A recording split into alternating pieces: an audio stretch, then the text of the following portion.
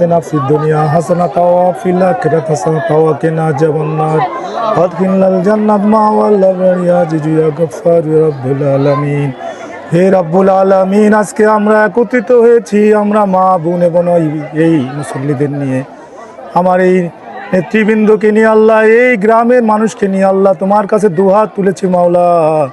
তুমি আমার নেত্রী বেগম খালেদা জিয়াকে সমস্ত গুনাহকে মাফ করে দিয়ে তুমি ব্যস্ত নসিব করে দাও আল্লাহ।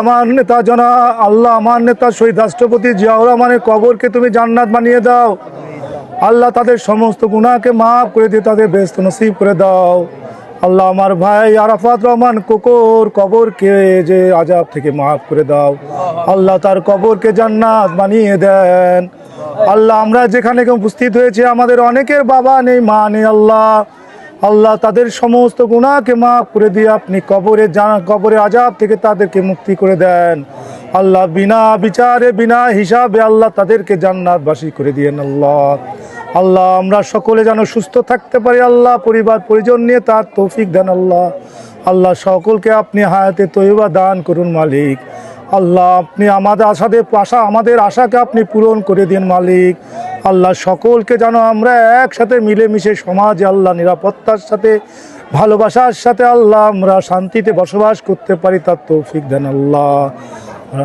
রব্বির হামহুমা কামা রাব্বায়ানি সগীরা, রব্বির হামহুমা কামা রাব্বায়ানি সগীরা, বিরহমাতিকা ইয়া আরহামার রাহিম, লা ইলাহা ইল্লাল্লাহ মুহাম্মাদুর রাসূলুল্লাহ।